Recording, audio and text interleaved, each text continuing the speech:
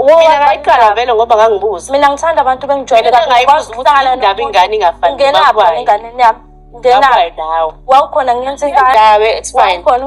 Finally uThando ude wayi-adressa into eyayithethwa yifamily katatakhe uThembinkosi Thabethe besithi umntana wakhe ngokatata uDlamuka okanye ngokamalume kaSiyacela ubrother kamama kaSiyacela besithi lo mntana akafani tu noSiyacela. So ke ifamily kaDlamuka yachaza uba yona ayithandanga loo nto leyo, nathi ke on social media as abantu ababukela ishow zange siyithande loo nto leyo, sazibuza uba yifamily enjani le izawuthetha into engolo hlobo ngomntana wayo, bathi abantu basemzini mabacinge njani ngaye. So uThando ke uye waqonda straight kulaa ntombazana eyaqala le conversation the time sibukela abantu bakwaThabethe bethetha ngale nto. Igama le ntombazana ke kuthiwa nguSlee. Le ntombazana ke iye yabuzwa nguThando uba yewothi ntombazana yintoni le uyifunayo kum, because ndithe ndasuka ngapho eLundi uzoqonda yintoni ingxaki yakho. Hey, intombazana ke yazama utsho apha nalapha ithetha ngento zoba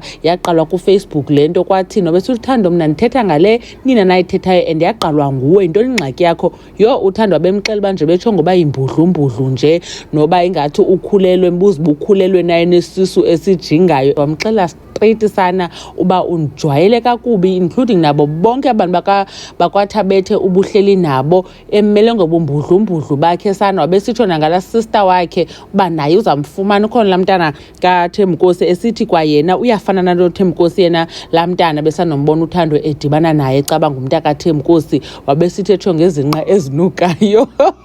Shame uNomsilili besimbonisiwe ke shame emarinate inyama epheka, sabona newine sana xa bebecinga uba inoba bazawuhlala bancokole kakuhle ke noThando kube mnandi. uThando ufike sana setshintshe apha ebusweni engenaxesha lohleka engadlali nazingane. So uphoxekile, I'm sure uphoxeka oku. Wabe ke uSlee esithi enye ingxaki yakhe noThando kukuba edisrespecthe ubaba omncane wakhe nguThembinkosi ke lo. Wabebuza uThando uba ungenaphi ke ngoku yena ebenomsindo nyani uThando, and abendiqonda uba ndiya-understanda and I was so happy intombazana ibhizi yoba uThando uyadelela kuba ke uThando emncinci kuye I guess. But kaloku xa ungafuni ukudelelwa ngabantwana nawe suzithetha into ezigezayo, suzithetha into ezidelelayo ebantwaneni. You have to give respect in order to receive irrespect. Le nto yethu bantu badala basoze sigezele abantwana okanye sithethe into ezigezayo ngabantwana kodwa silindele babona mabasihloniphe, ayihambi ngolo hlobo. Ibixakene nento ke intombazana uSlee sithi noba angandibody shame athini, mna xa ndinombody shame